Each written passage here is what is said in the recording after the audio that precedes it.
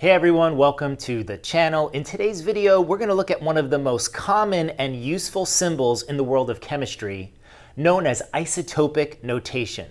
This video will include a full explanation and breakdown of how this symbol works, what the different numbers in this symbol mean, and of course we'll give you some practice problems so you can test yourself and your understanding.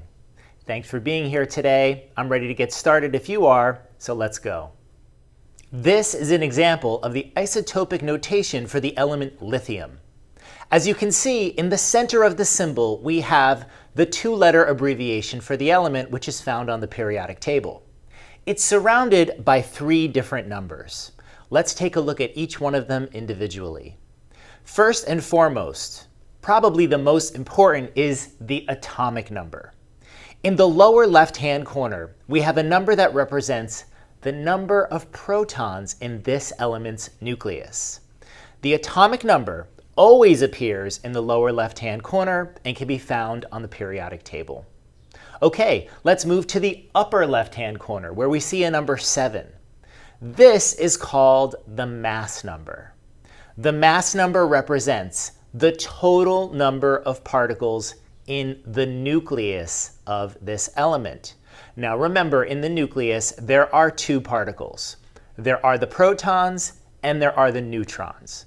So in a lithium atom, this specific one, the number 7 tells us that there is a total of 7 protons and neutrons in the nucleus.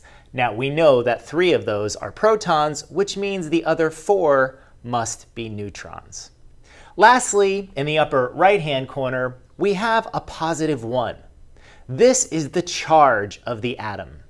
As you may know, sometimes atoms can have an unequal number of protons and electrons, which results in them being called an ion, an atom with a charge. In this particular case, the lithium atom has a charge of +1. It is a positively charged ion. Okay, let's move on to some other specifics of isotopic notation. When we look at the isotopic notation for the element carbon on the whiteboard behind me, you'll notice that there is no number written in the upper right-hand corner. Now we said that's where we were going to be documenting the charge. If that atom was an ion, we would see a number there. Most of the time when you see isotopic notation written out, this space will be blank. And what that tells you is this atom has no charge. Most atoms are neutral, meaning the number of protons and electrons are exactly the same.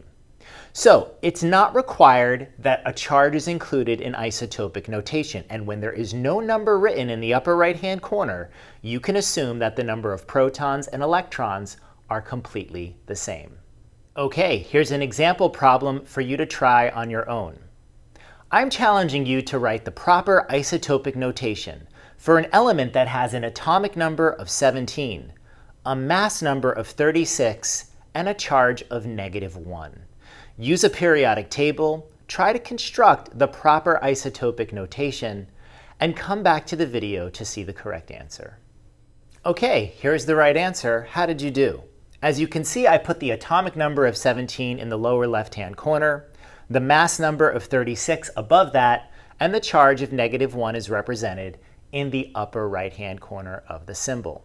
Okay, let's try one more. In this example, I'm switching things up a little bit. Instead of using the terms atomic number and mass number and charge, I'm just giving you the actual number of the 3 particles found in atoms. This element has 8 protons, 8 neutrons, and 8 electrons. So you're going to have to think to yourself, how do you use those numbers to figure out the atomic number, the mass number, and the charge?